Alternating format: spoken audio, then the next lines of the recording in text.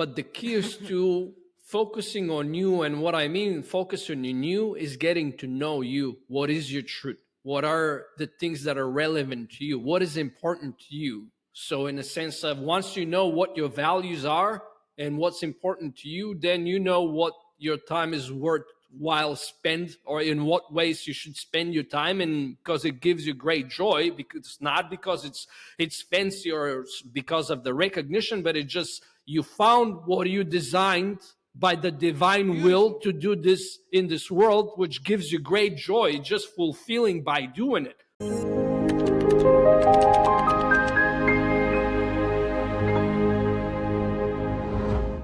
Martin, first of all, welcome to Zest to Live. I'm so excited to have you today on the show. We have been trying to get through this podcast for a long time, and we have finally made it. And I'm so excited for this conversation. And how are you, first of all? Hi, Midlish. I'm doing absolutely wonderful, and it's a great honor and pleasure to be your guest and to finally get together and have a nice, insightful conversation. Everything is great, so yeah, looking forward to it.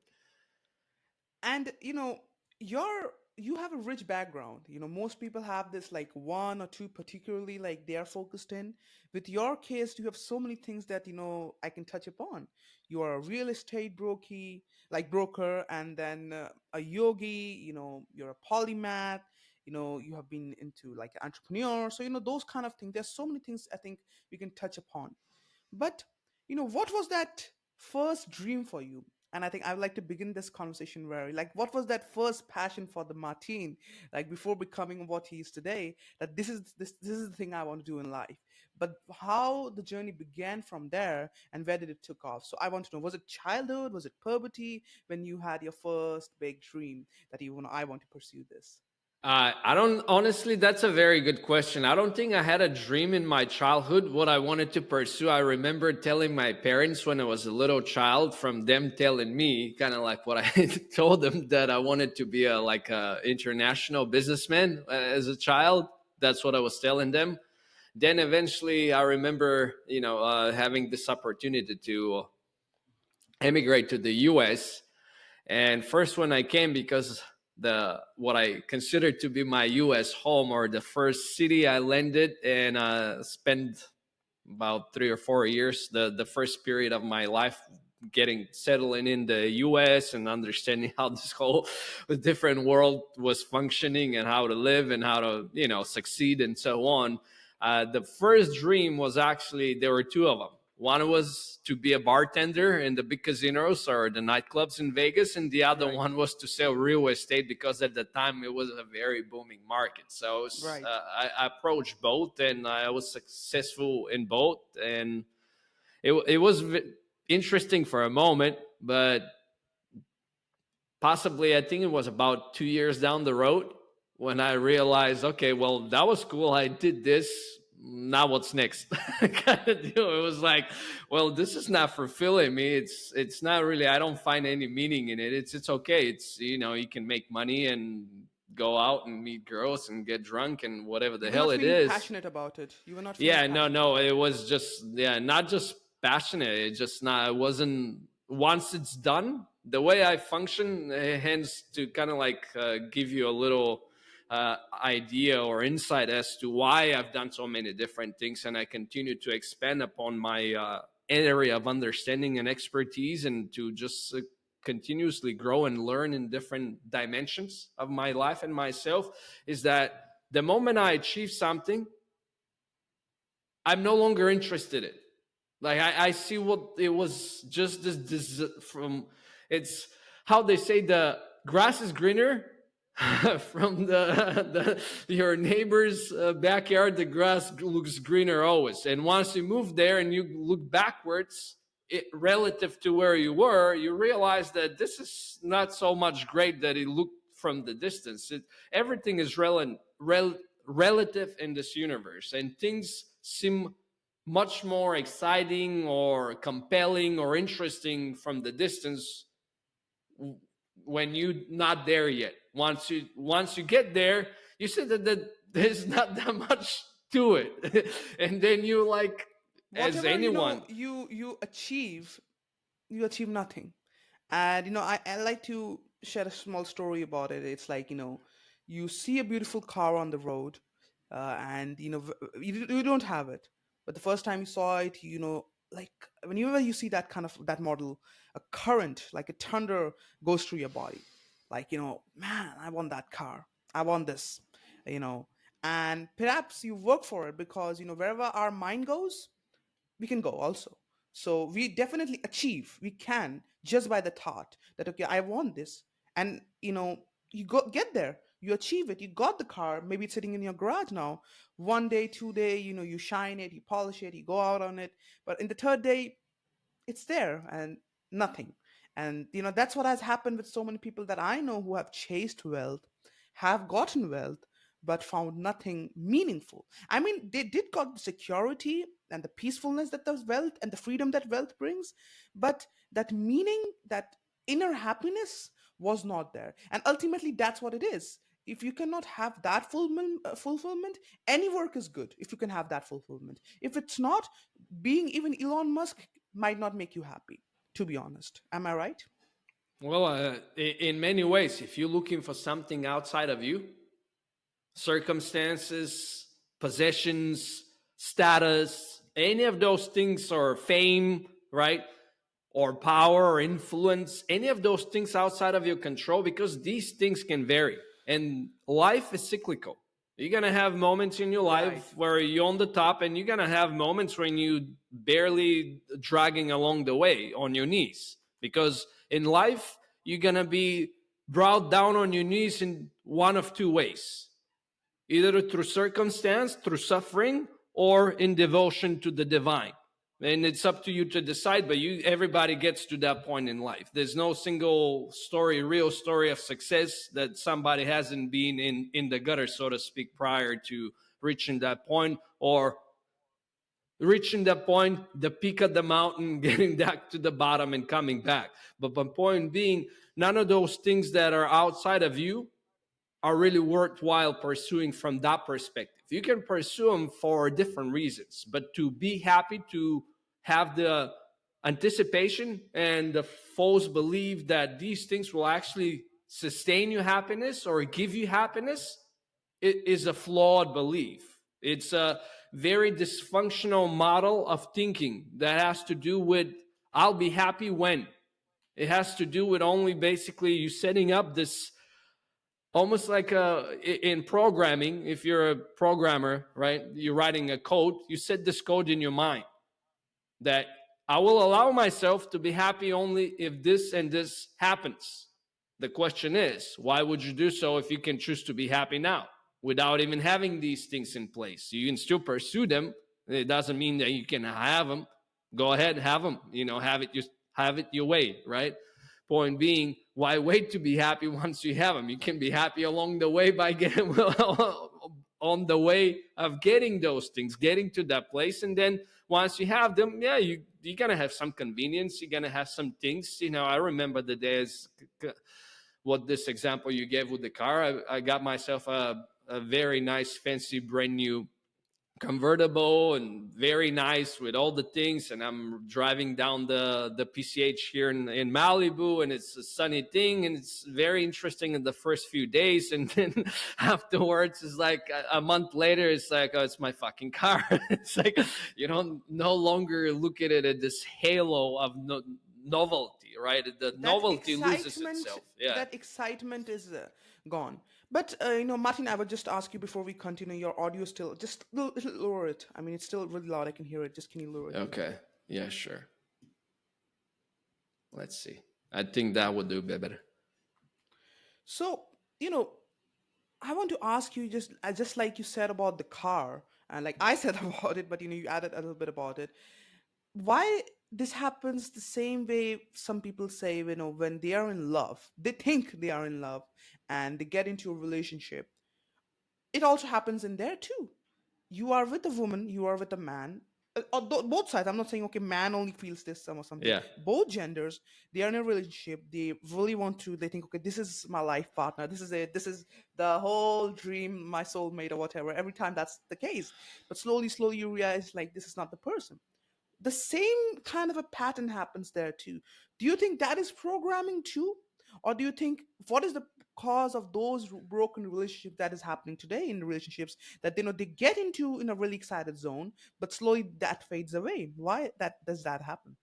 Well, there are many reasons, but for the first reason is hormones, right? When you have two people that are kind of horny or kind of like each other at first, you have this very biological attraction, Right. which is based on just that, on biological attraction. And it's in simple terms because it's built on nothing else. There is no mutual interests in most cases, mutual values, mutual goals, and so on. It's like a lot of other shared things that are more metaphysical versus than physical, right? The attraction is just physical, and it's like everything else that it's physical. It's kind of like you have to use an analogy, you have a favorite meal, right? Something that you really like that maybe your mom made on a very special day, on once a year or something like that for the holiday, right? And you like that meal because mom makes it that day. But if you start having this meal on a daily basis for lunch and dinner, I'm gonna tell you, three weeks down the road, you'll be like, I hate this meal. It's no longer, you know, attractive in any way. It just loses its attraction because now you become accustomed to it. In psychology, they use this term called hedonic adaptation, meaning that human beings are designed to adapt to their level of convenience, of the possessions they have, the lifestyle they have. And once it loses its novelty, and obviously with hormones, once you reach the degree where you satiate it with having, The having peak. some in, The having peak. those peak moments, the intercourses and this and that, eventually these hormones normalize. It takes a moment. It, depending on the degree of what the term used in those specific setting or context is infatuation, that initial kind of very surface level attraction to a person that is not based again on anything much deeper than the physical attraction and just basic animalistic drives. Eventually over time this wears off, and all you start to see is this person for who they are. And now if you're living together or so on and so on, everybody has their idiosyncrasies, right? Every person has certain aspects about themselves that you not gonna like, and others that you like.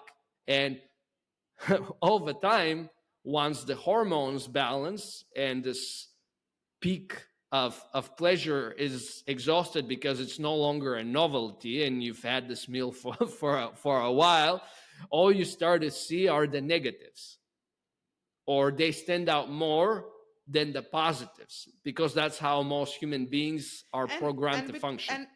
with people who continue to even like a person or stay in love even after those hormones are exhausted, what happens with them in biologically? I mean, one thing I know, you said that before, like the values and those kind of things connect, but is that the only reason that they continue to be in love? Or sometimes, they're not in love maybe, but they're trying to convince themselves, no, no, no, I like this person. And I've seen that many times with so many relationships that have ended so long ago, but they're trying to hold on to it, both of them, not just one. Both of them trying to say, oh, okay, we can do this, it will come back, or this peak will come back. And I know you're aware of that. This thing happens so commonly that we try to save this relationship which are over long ago, and we don't move on. Well, there are a lot of different pressures here, right? They can be Right. internal or external, meaning like family or society expectations. Maybe family is pressuring these people to keep on going. Maybe it's like, oh, again, social pressure, but from the perspective of what others would say if we are to break up, right?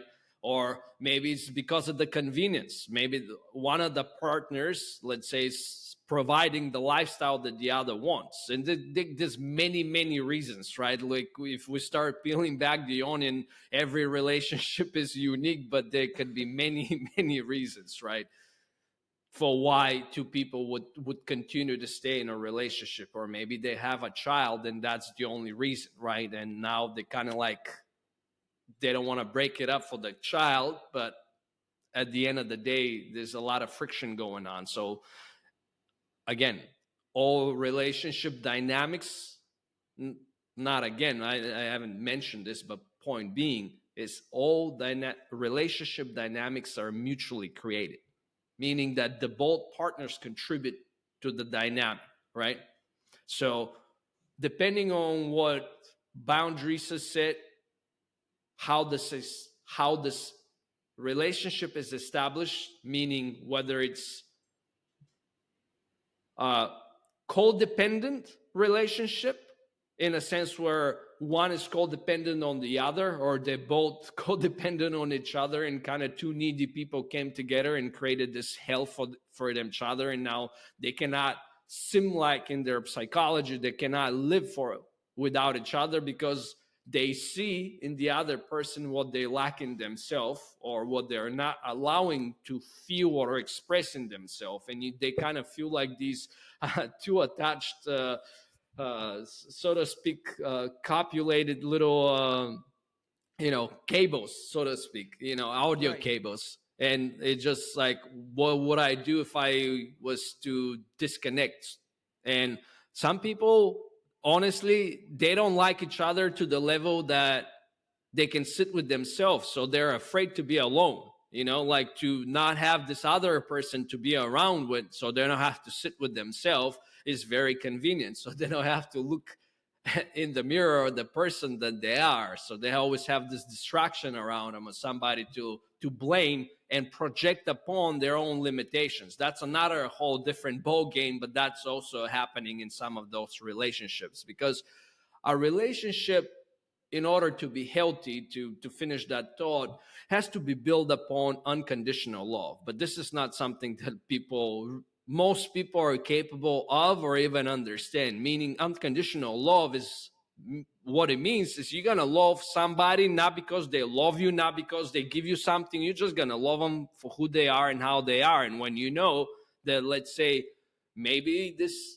relationship has reached its peak in a sense of positive benefit for both, and it's maybe better to go each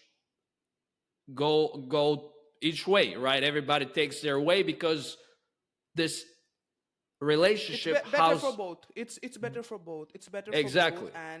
and this way you give them the space. And if you really love a person, and this is what I believe in, kind of, that if you really love a person, you won't try to hold on to him or her.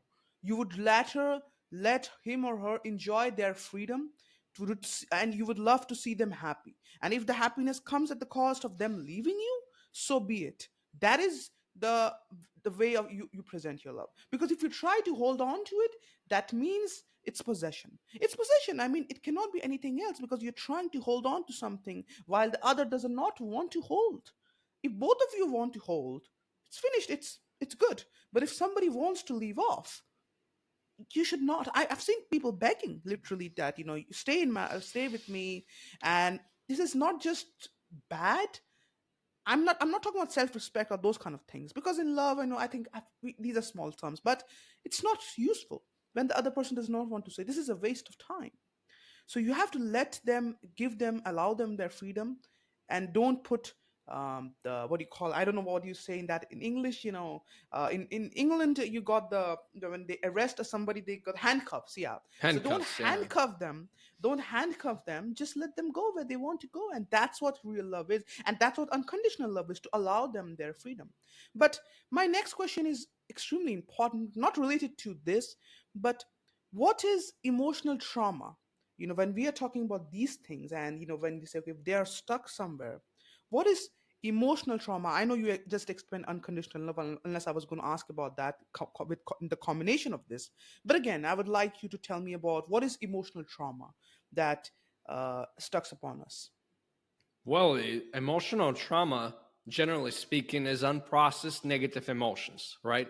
And in a sense, it becomes a trauma because it's unprocessed and it lingers in the background of the psyche. And it holds a person back in many ways, or actually, it can push them to excel. It can be a positive to a certain degree in the eyes of the world that we live in today, where what is seen as a success is you accumulating a lot of crap that you don't need, because that, generally speaking, is what success today is measured upon, right? How much you can accumulate that you don't need, because Right, in reality, right. how much do you need, right? To have a good quality life, because a good That's quality so life true. doesn't depend on convenience. It depends on you having the time to really enjoy your life, not to be a human doing all the time, but to be actually a human being. But point being, when it comes down to emotional trauma, it's emotions that are not processed, because at the moment when a specific accident, or something that is seen as an accident or perceived as an accident in the psyche of the person, something negative that happened to them, was too, the most appropriate word to use would be too disturbing to address and to work through, so they kind of like boxed it up really quickly and throw it in the closet to deep freeze, or in the freezer for deep freeze, until hopefully they never have to look at it again. But Like a back of the usually, they have thrown it in the back of the mind, and it's closed, but it's still hitting on the wall, like, hey, hey, I'm here, but you've just kept it in a locked door inside of your mind. well, sorta and not necessarily, because you see, emotional trauma actually builds up in the tissues of the body, especially here in the solar plexus, The or gut. what the solar plexus, or what is known as the third chakra. Because On the once third you, side, on the liver. Yeah. yeah, so around the belly button, or Right, right. around the That's belly, the belly that's button. where the negative emotions actually build up in the muscle tissue. So they're not just in your mind as a memory or as a thought or something that torments you. They actually register in there too, and start to work their way, so to speak, to either block your energy pathways, or to, depending on the type of trauma and how often do you recall it, because the stronger an emotion, an event triggers in you, the more memorable it becomes.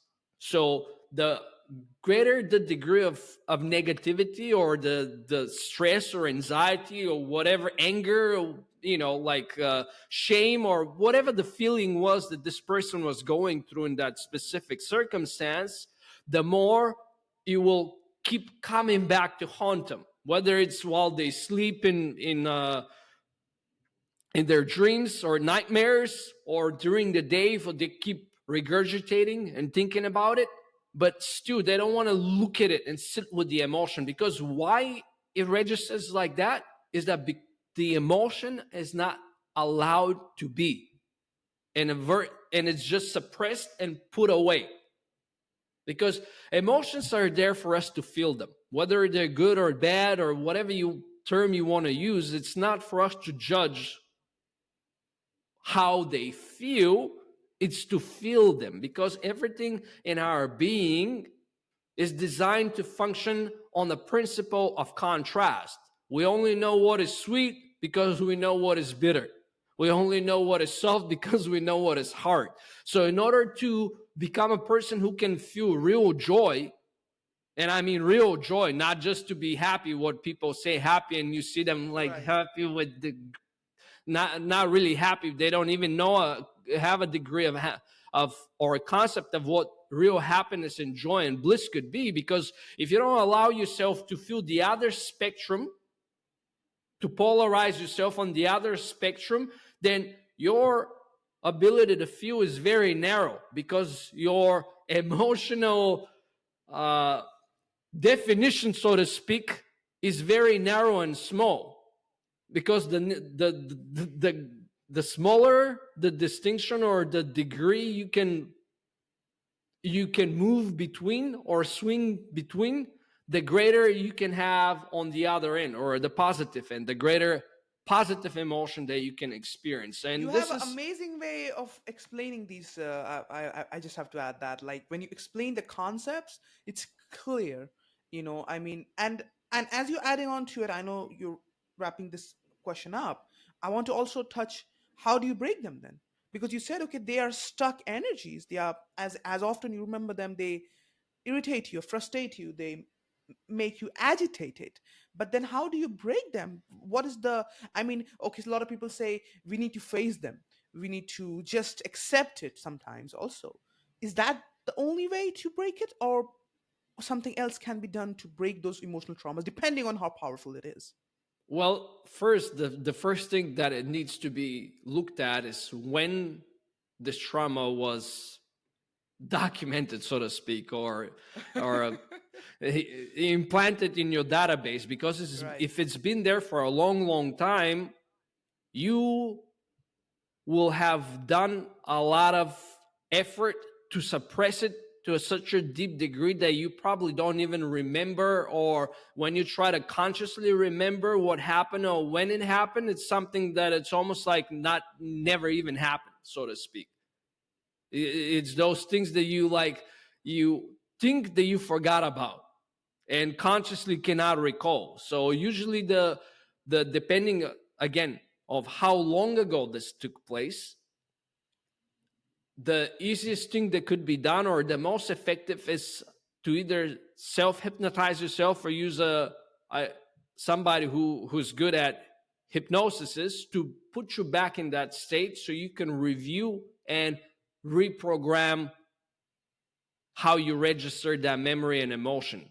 The most powerful thing you can actually do is if a facilitator who can do this for you can help you to see the positive side of what happened and how this have benefited you and how it's I not have a gone through trauma, hypnotherapy. I have gone through hypnotherapy. and how what has happened actually been a benefit, or in other words, instead of something that happened to you, is something that happened for you. And I feel when you do the hypnotherapy, and a lot of people can do self hypnosis, a lot of people don't know about it. I mean, you can find a lot of tutorials about it. I mean, the internet is a free heaven resources of resources. So definitely there is one way.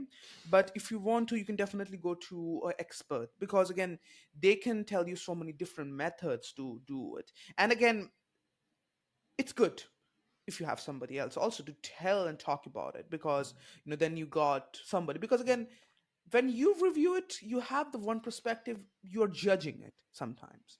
Even in hypnosis, we try to stop. I know some hypnotherapists, I've asked them that when people come to you, you hypnotize them, and you're going through their traumas, because most people go to hypnotherapy for trauma breaking, right?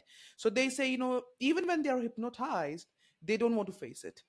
It's so, because the consciously, yes, they cannot recall it, but subconsciously it is still there all the time. It's blocked. So subconsciously they feel, I don't want to face this. I don't want to talk about it. So it takes she one of the hypnotherapists I know, she said, a few sessions before they even come face to face to it, to accept it, to face it. Unless before then, they're just trying to get there and hesitating, afraid, sweating.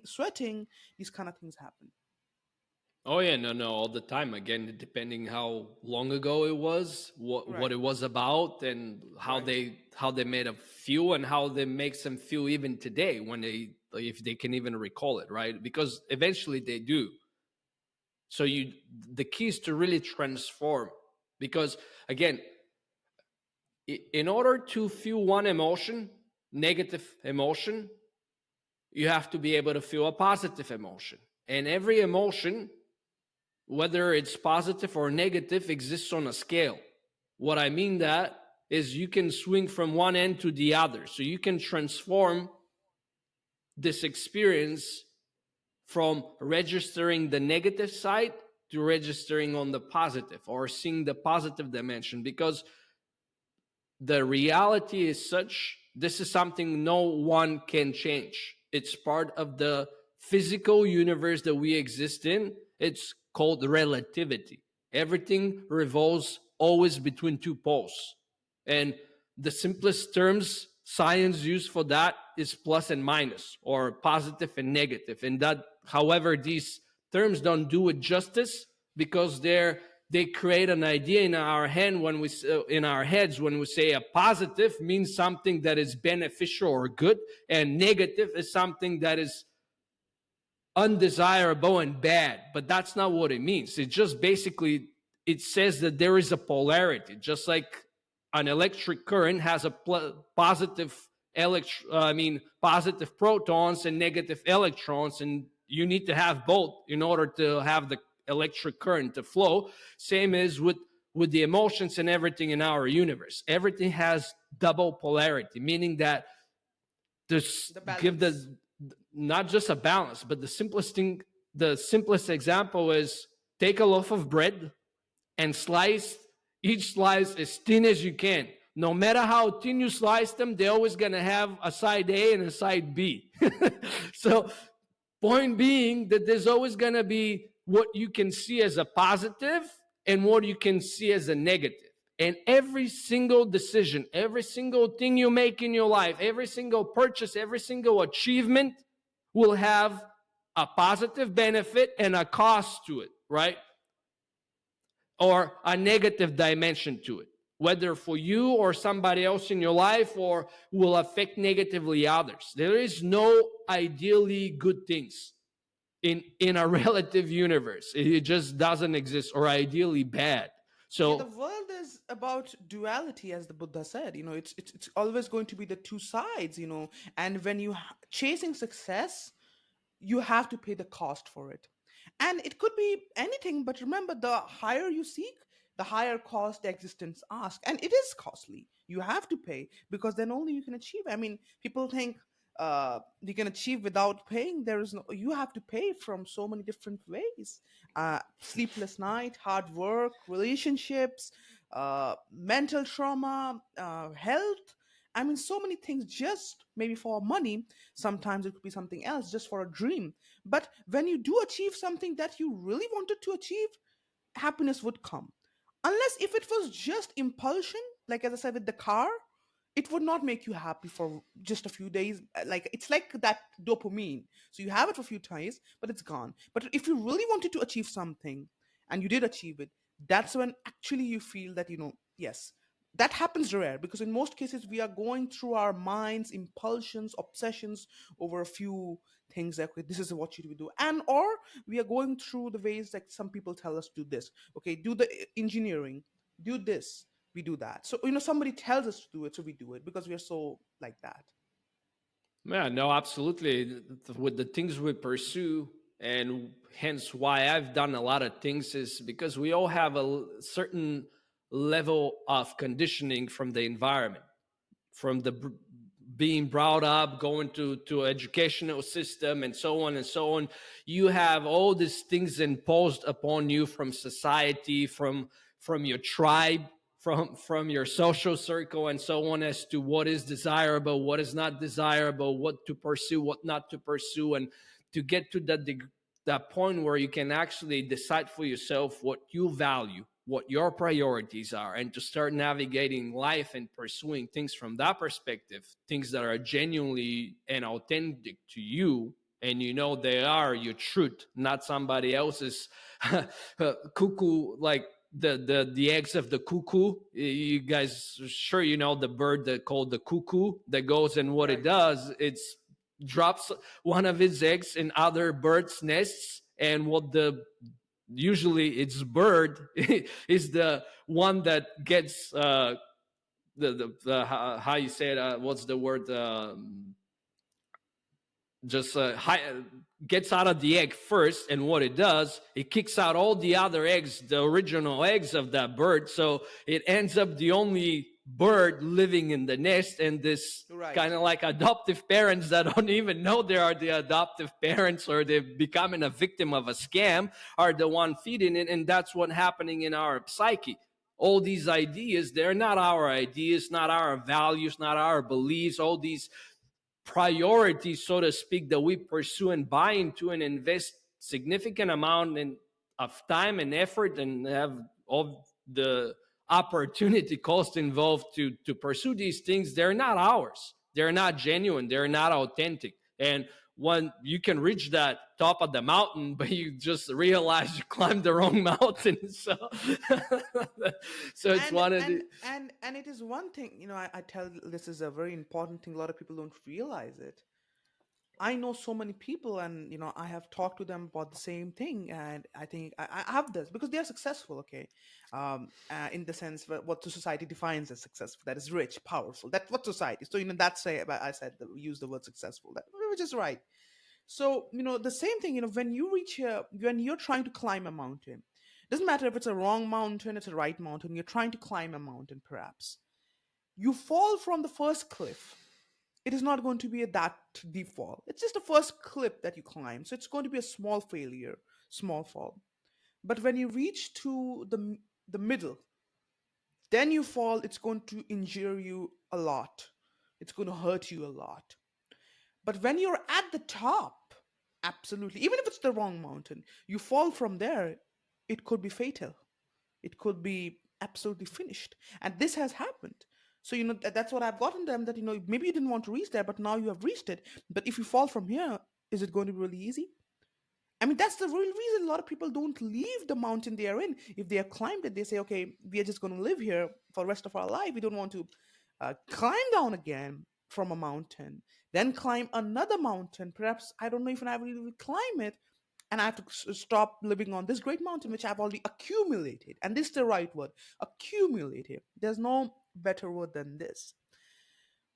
And this is what happens. So let's get into the business, Martin. You are when we talked the last time, you were telling me, we were talking about investment and investing. You are an angel investor. You're not a VC, right? But you are an angel investor, and you have been an entrepreneur. You are an entrepreneur. So how did that journey begin for you? Because I would like to get into the entrepreneur journey as well. How did that begin from? Because you said you left the real estate brokey and you tried to transform yourself, and you did transform yourself. But when did entrepreneurship enter in your life?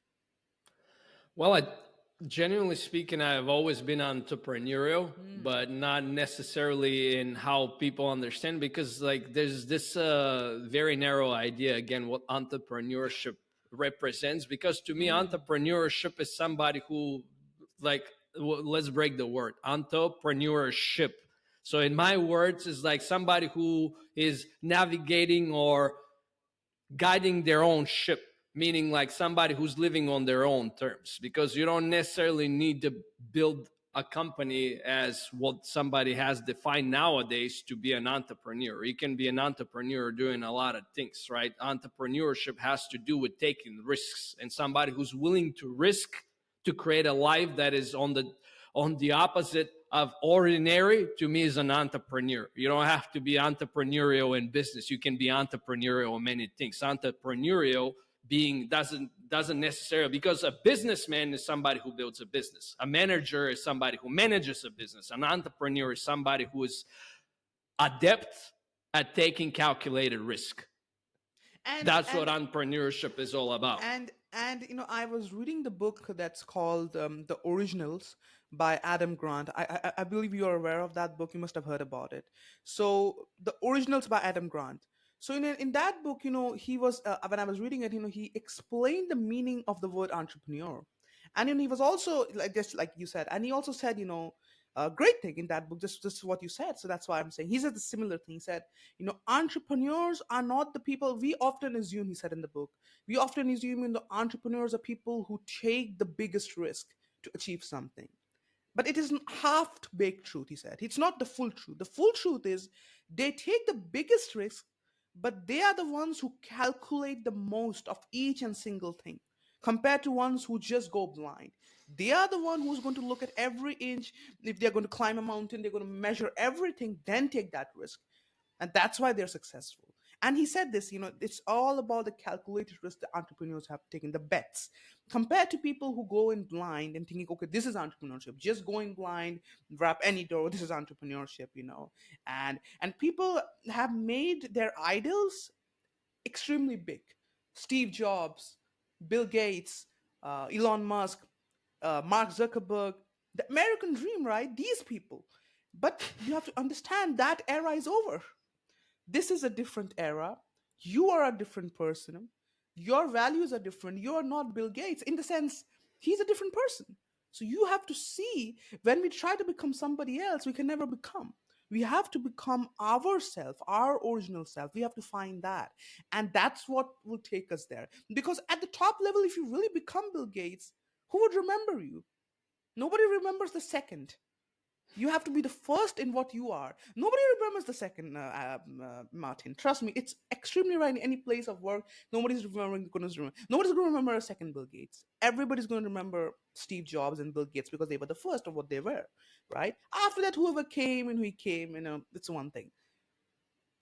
Yeah, no, no, absolutely. That's obviously the one that would register is the one who was the trailblazer, who did the who created the original trail on the path, and then everybody else has followed. But point being, and not, it's great to aspire to have role models to aspire to, especially Right. if they're great human beings that are virtuous human beings. And what I mean by this is they walk the talk, and the things they do in the world are actually not selfish but are focused on improving the well-being of all, raising human consciousness, creating greater balance and harmony in this world. Because what is the value of influence, power, and financial resources if all you do and if your activities in that position are actually detrimental to humanity and society and the whole planet? Is that something to aspire to? Is that a role model to follow? Unless, again, you want to be a dictator or some, like a Putin, you inspire to be the next Putin, by all means, go ahead and suit yourself, good luck to you. Or the next Hitler or whatever. Point being is, it's great to have role models, but you have to be very cautious with the role models you choose.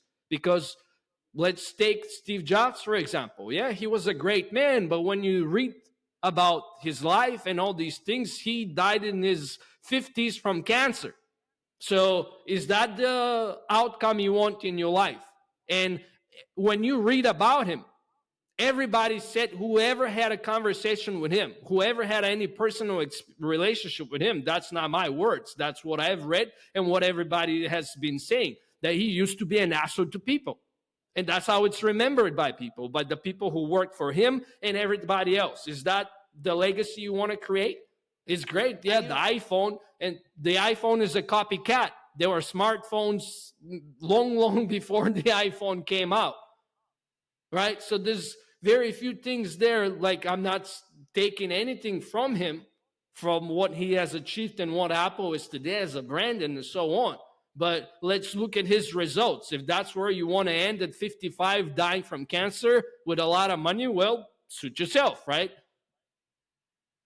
And just my last podcast recording, I was talking to the same guy, and we talked about Steve Jobs. I said the same thing that he said the same thing that everybody who he actually met Steve Jobs when he was a child. So so that's one thing. So he was also telling me, surprisingly, it was the last podcast that I recorded just before we talking this, and he said, most of the people who know him, I met him when I was a small kid. So for my memory is small, but people who have met him and people who have read about, like I have also read about him, they also he was an asshole. That okay, he was narcissist, he was self-obsessed, and he didn't treat people really well. But yes, again, I said the same thing that time, that I said to him that definitely he has created the brand. He was a genius in terms of what he did, and there's no denying that he succeeded in what he wanted to do, perhaps in terms of the whatever we define success as. But was it really successful? That's the question. When he died of that went, and if you read the book, like one of the biographies that was written, it's also said that when he died, he was extremely agitated, angry. Steve Jobs, again, for the people who think, okay, this is the highest level of entrepreneurship, he was absolutely agitated, frustrated, and on his deathbed he was not happy. And when he had all of this money, he said the same thing, that all the money cannot save me, because it's not helping him, and he died basically. So this is what you want to chase, or you want to chase something that is whole to help the greater good of humanity.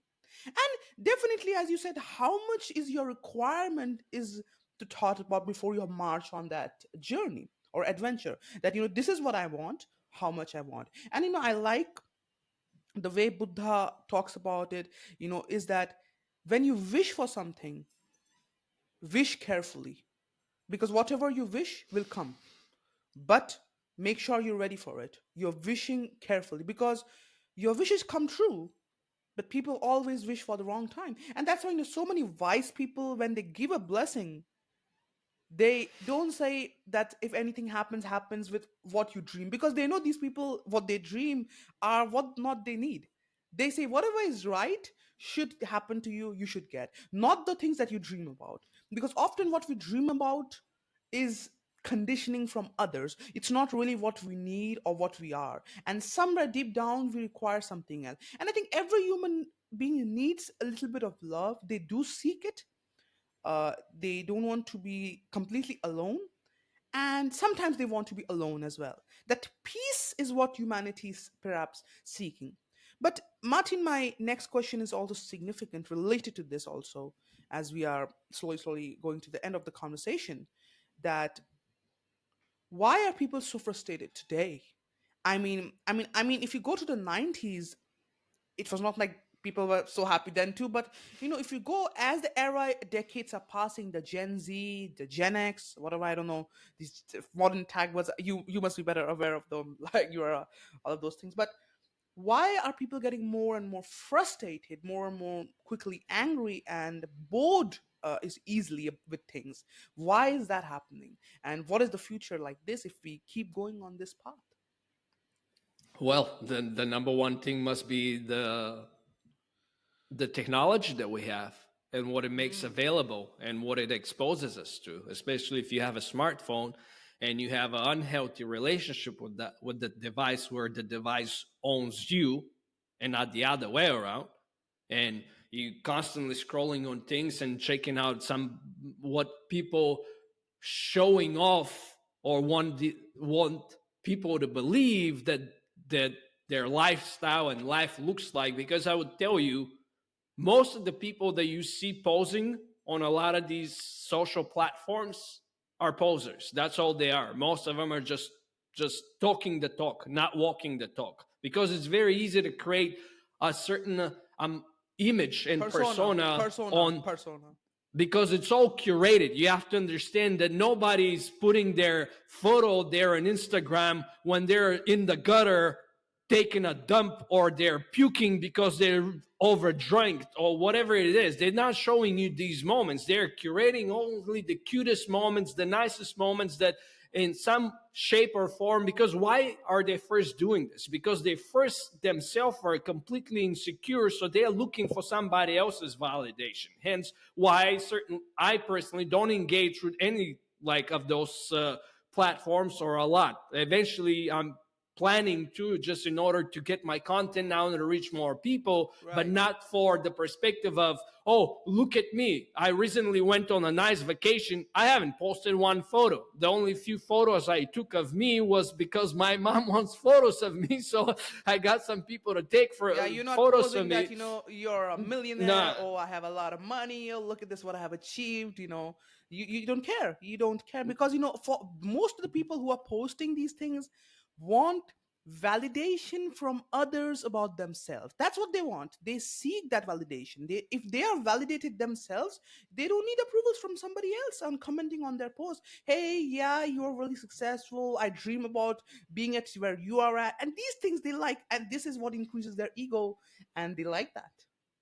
No, absolutely, absolutely. Well, so to get back to the question, that's part of it, right? Looking at these apps and looking what somebody's showing you. Oh, look at, like, basically what they're saying is, hey, look what I have, look what I'm doing. Like, my life is really cool. Like, you need to do this thing too in order to feel cool or better about yourself, and this and that. Right.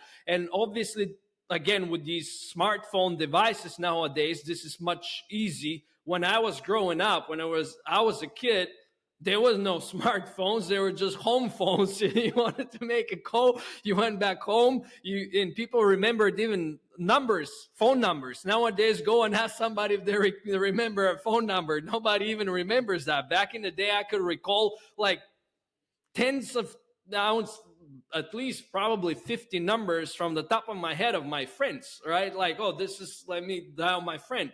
But point being, though, we didn't have access all the time, be bombarded with like people imposing on us what they want, like basically the image they want to create, and for us to buy into as to where they at in life and how, let's say, successful or happy or blissful or whatever the hell it is that they image they're trying to create. And then on the other dimension, the consumerism economy wasn't as booming and accelerated as it is today, right? When you look at the technology we used to have in the 90s and what we have today, now everything is designed with design obsolescence, right? It's designed to be obsolete a year from today, right? For example, yeah, Apple is a great brand, but do we need a fucking new iPhone every year that has barely anything better about itself than the one from a year ago? No, we don't. Is this solving a real human problem? Can this human ingenuity and resources go to actually solving real world problems versus creating more of the same junk that ends up in land piles, these dumps, or to be Yeah, recycled? innovation is no longer, the cycle of innovation is no longer that relevant it was 5 years ago. I mean, definitely iPhone itself was revolutionary product, definitely. iPad was, MacBook is.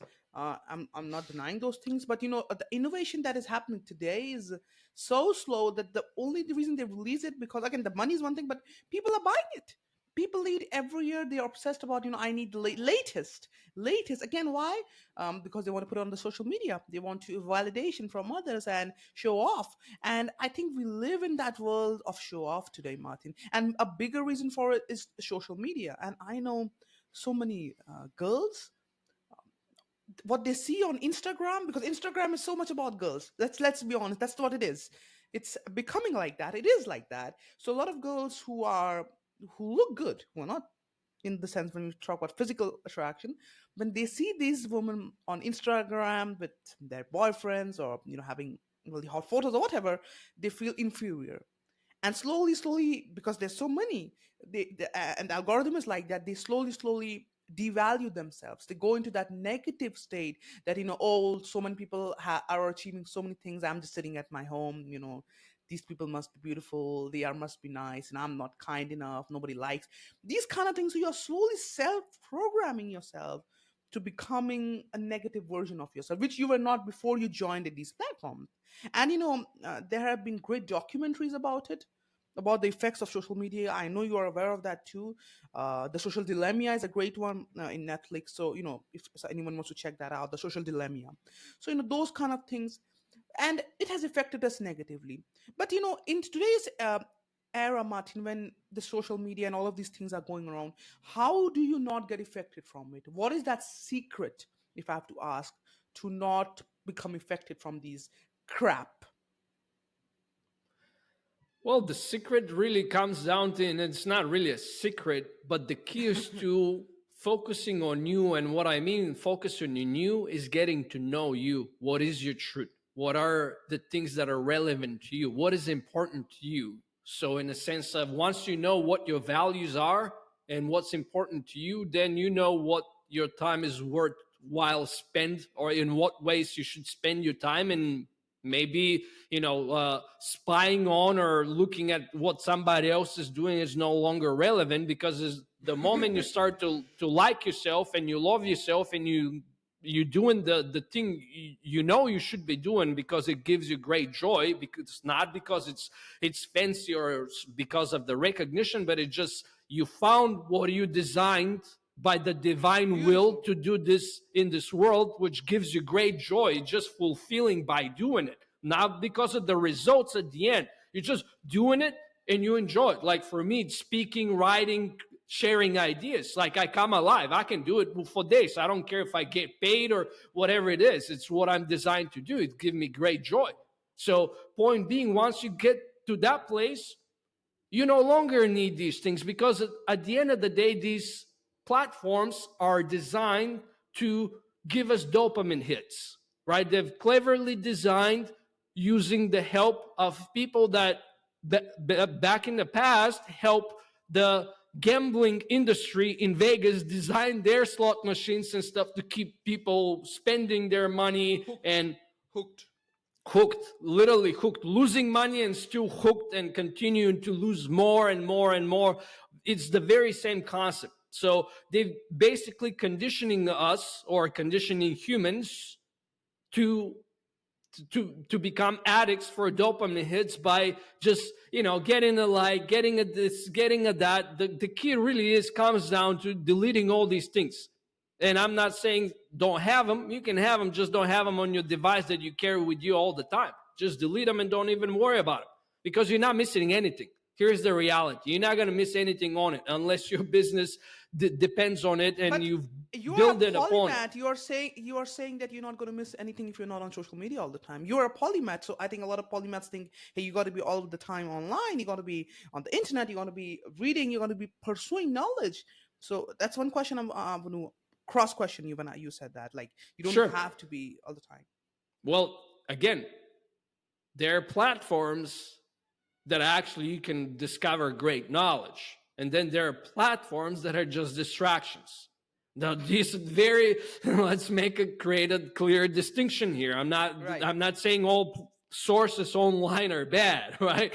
Or you shouldn't you can definitely sit down and watch a documentary is what you suggested. You can read a book online. You can listen to an audiobook. There's a lot of different forms of media that's going to educate you and help you to expand yourself.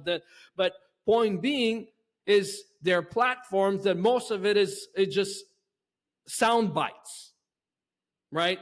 Instagram, TikTok, all of these platforms that are relying on short form content, there are sound bites taken out of context. And context is definitive. I can give you a sound bite for something, but if I don't give you the whole picture, you don't even have an idea of what this little piece of the puzzle is coming out of. Because I can take a very beautiful piece of the puzzle. Imagine a puzzle with, let's say, 1,000 pieces, right? And I choose specifically just a very little cute, colorful and vibrant and positive one, and I present it to you. But you haven't seen the rest of it. And the rest of it is, imagine, is this wildfire that has burned everything, and the thing remaining is this little thing in the middle. Now, what in that context, when you see it, what is the message, right? Like, how do you actually going to see it in this greater context if it wasn't just looking at the little piece by itself, right? Context is definitive, and these platforms are lacking context. The only context there is, look how insecure I am, give me validation. Or the other thing is, well, I have something to sell you. Let me make it in the most soundbitey and kind of like sweet way for you to engage with my nonsense, because most of it is just nonsense anyways. Point being, their platforms I definitely recommend engaging with, because they have quality content, and this is usually long It's form just like, content. it's like, in a platform like Instagram where it's all about those sound bites and those dopamine hits, there are still pages or people that can, or you can follow and still gain a lot of knowledge, but a lot of junk, and you have to clear to find the gems. That's what it is, and that's it. Every platform, even if some people think, Twitter, in for example, United States, people think it's extremely people get knowledge, and it is true. If you do find those there, unless Twitter is also similar to Instagram, it's not that much different. Twitter is also about a lot of useless things all the time. Don't you agree, Martin? Because I mean, Twitter, I mean, it does give you a lot of knowledge when you need it, and it has, but a lot of time it's just repetition of junk. honestly Incomplete also. Honestly, to be transparent, X, I guess that's what it's called today, Yeah, sorry, right? the X. After Yeah, whatever Elon happened to it. acquired the company and has been doing the rebranding and stuff. I think it's, from what I understand, because I don't necessarily engage with it, it's a good platform to air out and update the world with something that's going on in the moment. And every tool can be used for constructive or destructive purposes. I, generally speaking, again, I don't see value in any of those platforms as a polymath, as a wise man who's always going deep the rabbit hole versus keeping on the surface. Because all these platforms that are sound bites, you're just skimming on the surface. You're not really understanding anything in depth. And if you don't have an in-depth, big picture understanding, you're very confused of what knowledge is. Because you can be we can have a very rich vocabulary and have a lot of words and know about things in the sense of you can talk, but can you walk the talk? And to walk the talk, you have to go deep on things. You cannot skim on the surface, right? You don't learn to swim. But can you tell me what the hell is a polymath? I mean, a lot of people might not know about that word. So can you tell me what is a polymath, and how do you acquire knowledge as a polymath? When you said that, I acquire knowledge through different mediums, and that and it's on the surface. So for you, what are those mediums to go in depth? And this is me asking because I am a little bit of the same what level we are in. But what the mediums do you use to acquire knowledge when you have to go deeper on a subject? And what the hell is polymath? Please explain to our listeners who are not aware of it. Sure, sure. Well, let me first define the word polymath. And polymath, the basic meaning of the word is a person who's knowledgeable about a lot of different areas, and they don't have to be related. They can be completely distant to each other, has no commonality, right? Some examples: astronomy, cooking, winemaking, art, like painting, and whatever the hell it is. It's just a bunch of different, or it can be mathematics, chemistry, biology, astrophysics, quantum physics, you name it, right? Mathematics, doesn't matter. Point being is somebody who's not a specialist, meaning he's not specializing in a narrow field, but is someone who is always looking at the big picture, because again, as what I said earlier, everything only makes sense in context. The greater context you have, the more you start to see how all different pieces are just little pieces of a puzzle. Then you can put the whole puzzle together. So instead of dealing with just little pieces of the puzzle, which all these distinct scientific areas of knowledge would be, or areas of knowledge or hobbies or interests would be, the more of these puzzle pieces you have, the more you start to see the greater context. And the more you can start to think and function what they call laterally, meaning like you can bring ideas, knowledge, insight, and wisdom from different fields and find solutions that are out of the box, because they're not coming from that space, but they can be transferred directly in that space or modified to solve a problem that exists in that specific area. However, here is the difference. I am a polymath when it comes down to knowledge, but I don't sit on that level, on the surface level, when it's just acquiring information. I'm what I like to call a modern day Renaissance man, meaning that I actually put this into practice. I'm a practical philosopher, natural scientist, multifaceted artist, mystic, metaphysician, inspirational public speaker, author, entrepreneur, meaning like I know this information, but I don't just know it so I can have, sound very intelligent and have these conversations, right? Labels and so on. I actually put it into practice. I do things with it. It's a practical, I walk the talk. I put it into practice. I go and validate it. I use my critical thinking to see whether or not this information is actually real. I put it in a scientific method. I test it out. I see what results it produces in the real world. Because, for example, what are the mediums that you use to acquire those knowledges then? Well, there are many mediums. I would say one of the best ones that everybody has access to, as long as you have internet and some devices, YouTube. You can find great documentaries on YouTube that are mind-blowing, or other things, or even they nowadays, thanks to some folks who have uploaded that, you can even find audiobooks, entire audiobooks on Podcast. YouTube. Podcast. Podcasts too, because they're in a conversational form, right? But then you have audiobooks, you have paper books, you have all kinds of, and then obviously there are other ways you can go about where you find a source of information, whether it's a spiritual teacher or something that is not available to the general public. You're not going to find online. It's not distributed and stuff. It's something more that is available only, Hidden. I won't say hidden, but it's But to available. specific people. Yeah, it's limited to a specific people that are kind of like accepted into, so they can start to learn this knowledge that is not necessarily Too available. unavailable Too because available.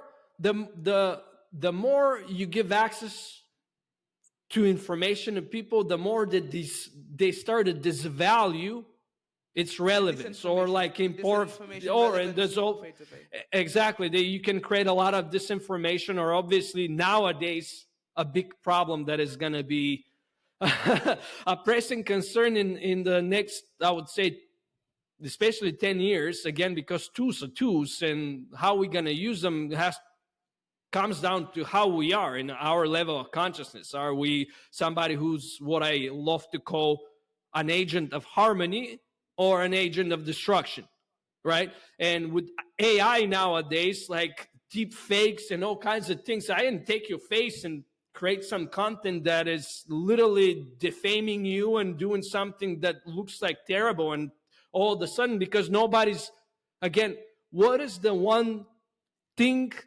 if it isn't a last thought I want to leave everybody with, because we've talked a lot of, discussed a lot of different ideas and so on, but the one thing I want to leave everybody with is to really develop your ability for critical thinking, because that's going to be critical when it comes down to deep fakes and so on, to really be able to validate and grasp the not just the value and relevance, but whether or not something is really accurate and can be relied upon and taken at face value. Like, we cannot take things at face value. You always have to be what I love to call an open-minded skeptic, right? You have an open mind to new ideas, but you're going to validate them. You're going to critically test them. Yesterday, and why I'm saying this, yesterday and put them in action. That's very important. That's a lot of people don't do. They acquire so many things, Martin, as a polymath or whatever, but they never put it into action to test the validity of it. Exactly, and that's how you know whether or not it's true. But what I wanted to share here with everybody, yesterday I was listening to a documentary, a very recent documentary that was talking about the dark matter and these finer elements that are what they call, like, I don't even know, there's so many names of them, but basically they have this device called the collider, where they they create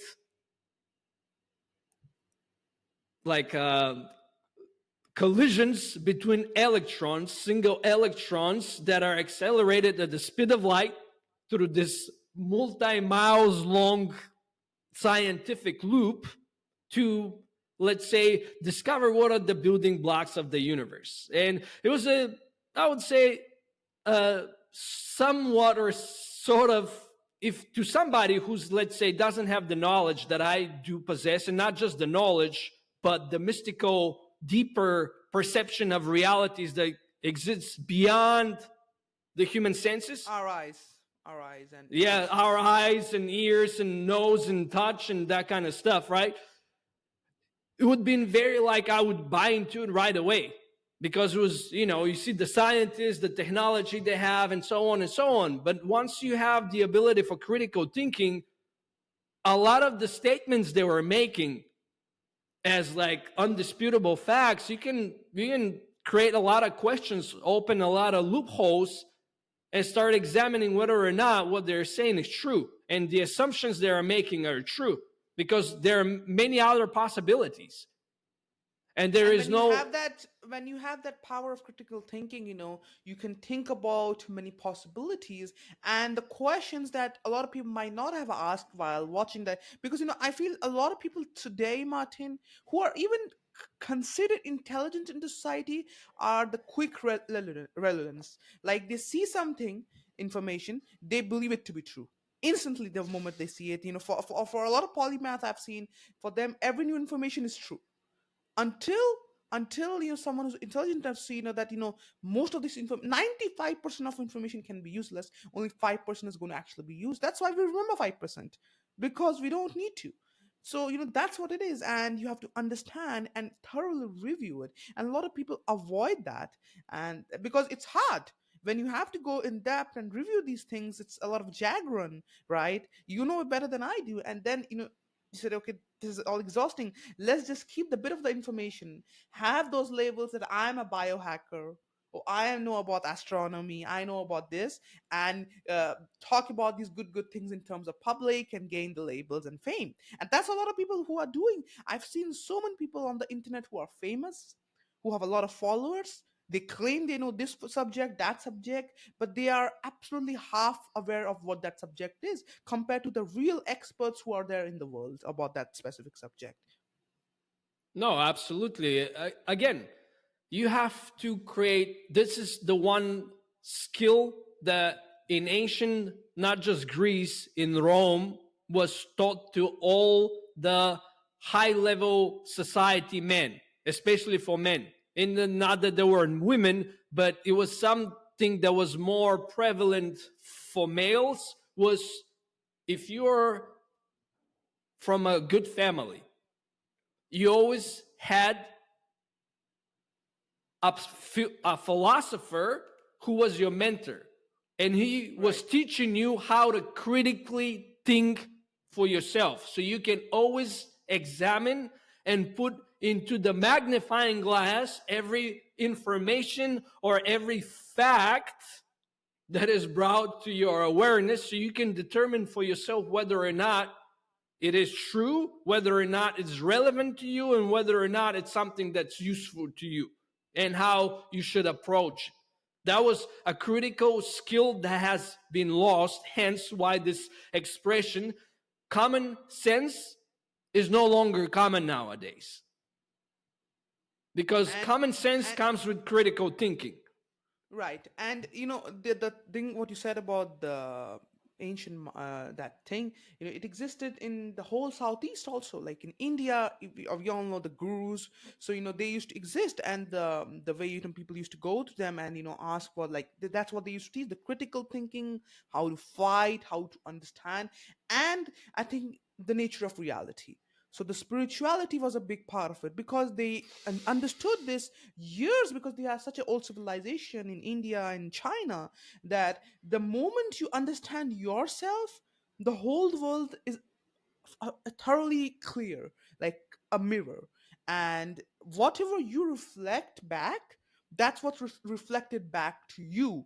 And that is, the if I have to say, the secret that has been hidden from you, that whatever you are, that is what you're going to attract in the world. And only if this you can understand, you can do so many things in life that you want to do.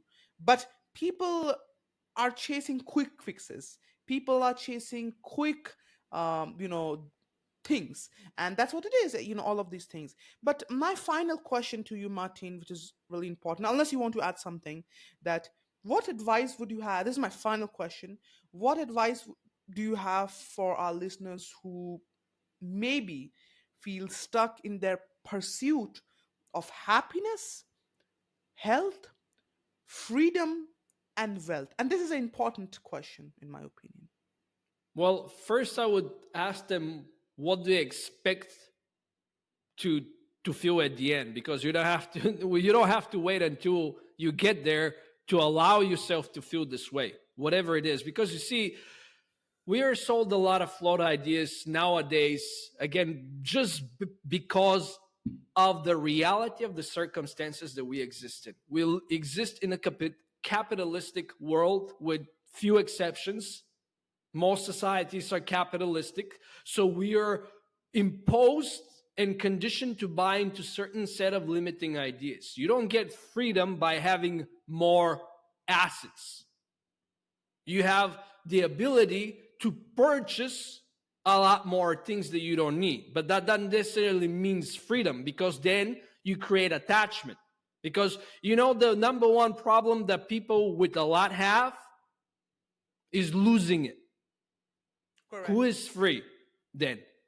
Because they're no longer free. Their possessions own them. Because you see, with a car, the car would never care and ask you how you are, or your apartment, or your investment. They don't care how you are, right? They don't come and look at you when you're sick in bed, right? They're not going to cook your dinner. What's going to happen if tomorrow there's a new world war happening and you have all the gold in the world? Can you eat gold? Do you think somebody's going to take it? Somebody will be interested in your gold? Most people will be interested in having shelter, food, and water. 3 necessary things. The rest But is isn't kind of isn't the like, wealth isn't the wealth going to help in that? When we say that okay, money is going to help in purchasing things, and specifically when you say the war.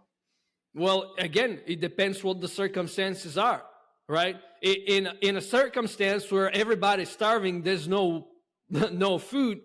Most likely, people are not going to take your gold, because, anyways, they know you're going to starve to death. So you'll be theirs for the taking once you die, anyway. So who's going to bother to get something from you in exchange for something that's necessary to life? Point being is that you have to start thinking again, developing this critical skill and ability to evaluate all these things that have society, capitalistic society, has imposed on us, and really start to question their validity and their importance. And can we have a world without these things? Do they have to be there? Can we have a different functioning way in economy and society? We cannot be stuck in these ruts and continue Mundane on. things. Mundane Mundane things. things, right? And stuck in a way of seeing, viewing, and believing of what this world is. This world is whatever we want to make it, because what it is today is what somebody thought of it should be. So if somebody thought of it should be this way, then it can be some other way, if we all see that those ideas are kind of limited and has brought us so far, but they're not going to take us any further. Because we can nowadays, what is great with the amount of, with the internet and the media we have nowadays, we can no longer be blind to the realities of the world we live in.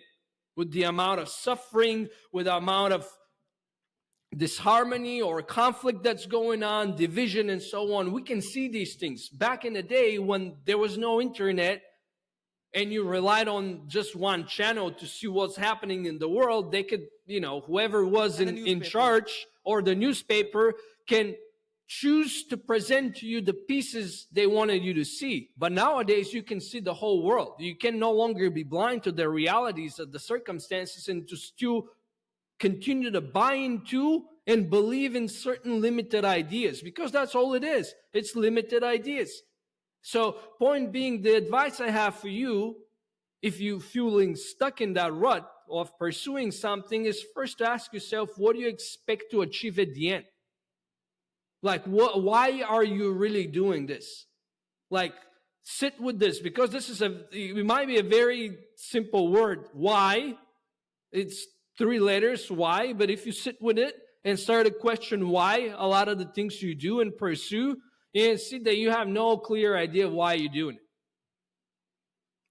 Most of the time, it's just because you think that this is something you should do, because that's what you were told and that's what everybody else is doing, right? This social validation thing, like the sheep, the horde mentality. If everybody's doing it, it must be good. Yeah. So if everybody's eating junk food, you should eat it too, and you can be diabetic as well, and so on, right? Or whatever cult there is. There's so many flawed ideas that people don't ever question, right? Critical thinking to me is absolutely unquestionably the number one skill you should develop, and critically begin to evaluate all the things or aspects of your life that you devote time, energy, and money into, right? Really Great. sit and evaluate these things so you have a better clarity of what's driving your behavior.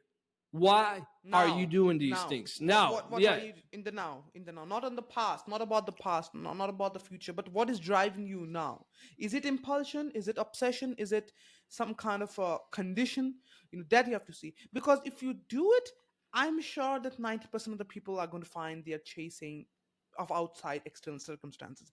They are not really chasing after something greater that they really want. 90% of the people that I have seen are chasing something that they don't want, but they realize it halfway or sometimes when they have achieved it. Most of the cases when they have achieved it, because you're so obsessed about it. And even if that time somebody comes and tells you, Martin, that, hey, you're pursuing something wrong, they are not going to listen to you. They're going to say, no, this is what I want to pursue, and they're going to be in that denial. And even when you said, question, a lot of people are going to question, then, this is why I'm doing this. The mind will say, don't listen to this guy who's on the podcast. Listen to yourself. You're doing right. You have gotten till here. This is what you want to do. That doubts will come also with that. Just as you said, the polar opposite.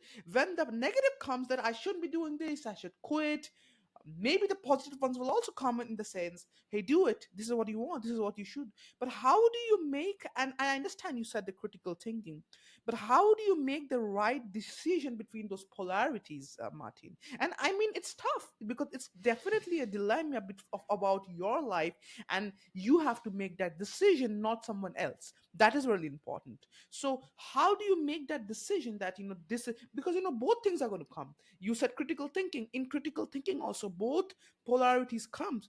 What is right? Okay, this is not wrong. But how do you choose that? well, the only way to learn what how to make better decisions is to make many wrong decisions. That really is. We Hmm. in Earth School, which is what we are all signed up and playing or attending here. This is what life is. It's called Earth School. The only way to learn is by making decisions. The one thing you cannot, Mistakes. or I would say mistakes, you making decisions and you learn from the results that they or you derive by making those decisions. And if the results are not the results you're looking for, then you start adjusting, right? You fine tuning your decision making process. And instead of relying on false external facts and information or data or influences, you start to look within to make better decisions because only you know what is best for you. I cannot tell you. You're the expert of your own experience. You're the one who knows Great. what's going on in your heart, Great. in your mind, in your body, and everything. I can give you tools. Nobody else can know what you are feeling. That's, in empathy, you can do feel in the sense, okay, of that person, that something is catching you, but inherently what he's feeling, the personal experience can never be experienced because that's his experience, and that is something people need to understand. Yeah, no, each and every one, we are having a subjective experience, which is unique to us. Hence why we exist. Because if that wasn't the case, if somebody else on the other end of the world was having the exact same experience, exact same thoughts, well, it's redundancy, and that's not how this universal system is designed to be. So it will be basically he or me or she will be useless to the system and will be eliminated. It's good to have redundancies, but not in that state or in that sense, right? Point being here is there's a lot of things I can tell you, a lot of ideas I can give you, but the only person who is the expert of your experience or can become the expert of your experience is you. And the only way to get there is to develop your level of self-awareness. And Buddha, actually Gautama the Buddha, taught this to his disciples 2,500 years ago.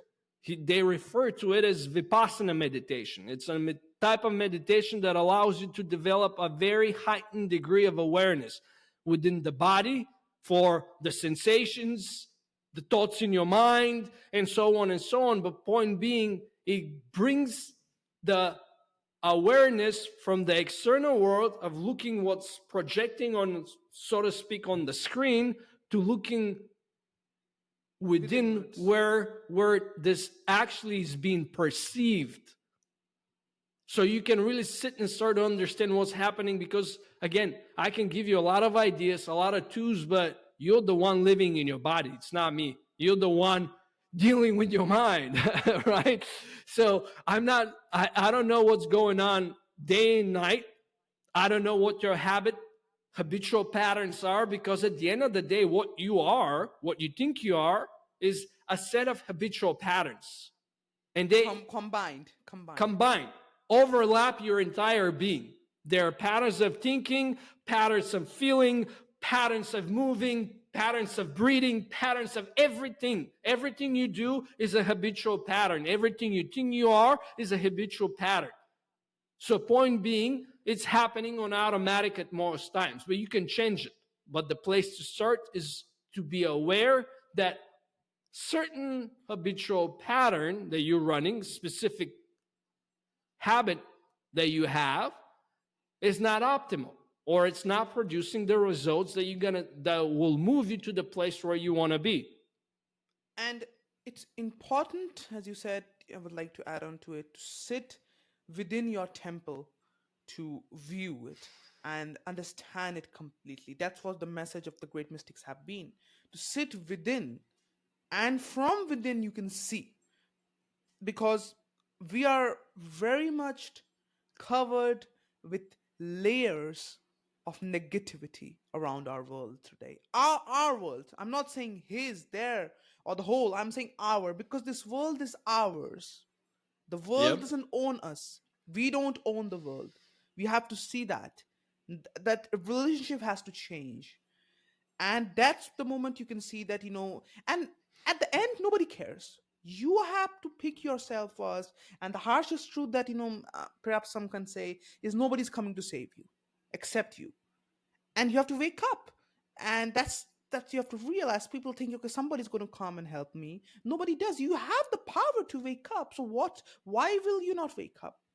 Now, this is the negativity that people are suffering, that, somebody's going to help me, somebody other is going to help me, God is going to help me, like something else. But God has given you the power to do what you do best. That is, pick yourself up. I mean, literally nobody asked for help when he was a 5-year-old kid, in the sense like, okay, when you want to do something that time, you just did it. You didn't ask for permissions. Now you need permission. Now you need more these kind of things. Now you to take permissions from higher authority. When you were a kid, you wanted to go out in the world and do everything. Now what's the problem? Well, now what's stopping you? These patterns are stopping you. These layers are stopping you. But Martin, as we wrap this conversation up, what does the future hold for Martin? What are you doing right now, and what projects, you're looking for, adventures you're looking forward to, and what are you doing exactly right now? I mean, I know you did build an app which we couldn't touch upon, and that's one thing as a tech startup. But what the hell are you doing right now? I want to know about that. I'm really curious.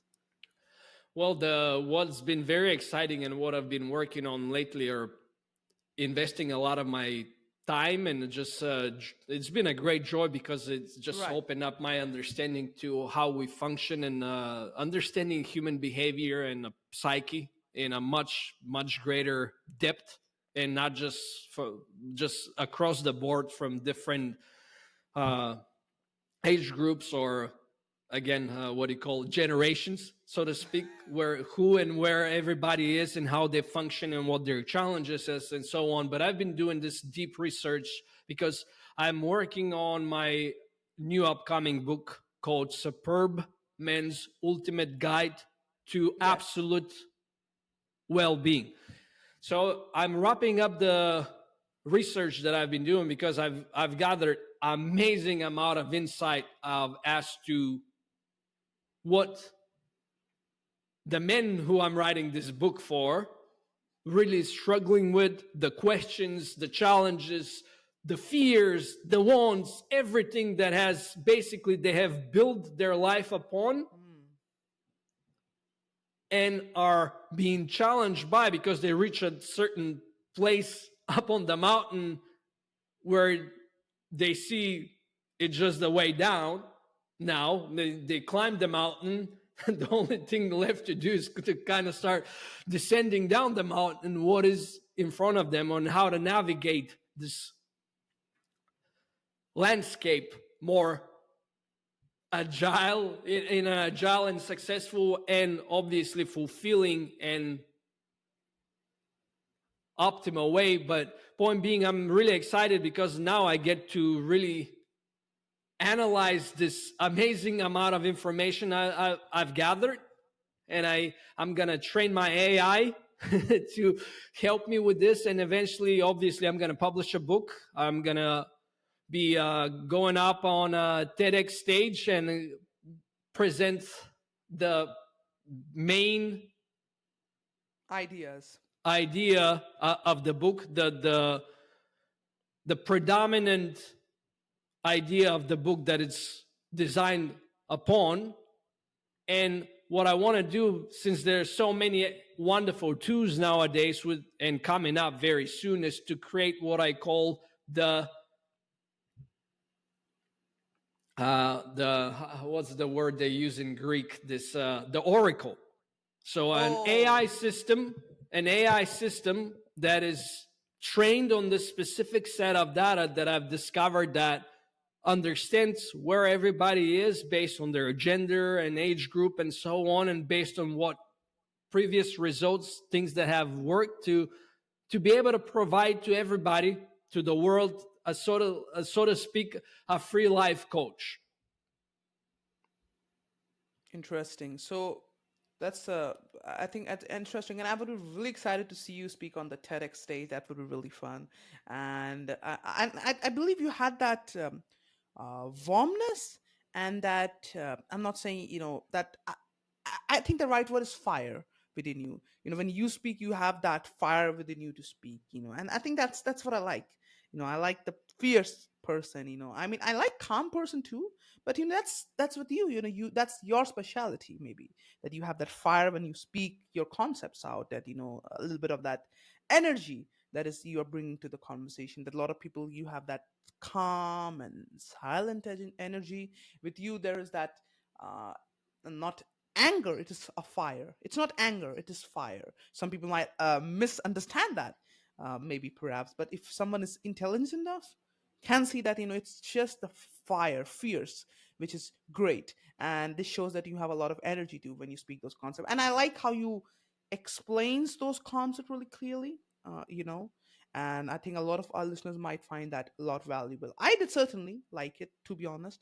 But thank you so much today for being on Zest to Live, and I'm really happy that you got the time to come here and talk about all of these things. And I think I would look forward to have you back someday to talk about the book when it's launched and how are people liking it. Maybe it's the right time to talk about it too also, but I feel certainly today not is the day. I feel let it launch, let it a little bit go, and maybe you could have the conversation just about the man and the female mind, someday when we do a conversation again. So thank you so much, Martin, for having today, like being on the Zest to Live. I was so happy to have you today on the show. Thank you so much, Martin.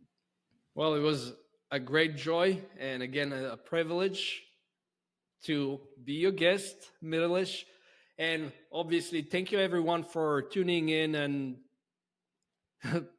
buying into what we have to share. Hopefully, again, the one thing I encourage you to invest the time, because it'll be well spent on, is to develop your ability for critical thinking, and obviously then walk the journey in, become the expert of your own experience, because of your own life. Welcome to Luvo.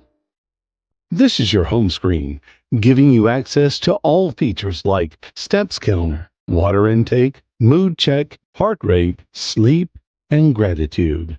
You can also monitor your steps, heart rate, and sleep by connecting the app with your smartwatch. Experience live meditation, yoga, and healthy eating, all of which is coming soon. Download our free app and start living your best life.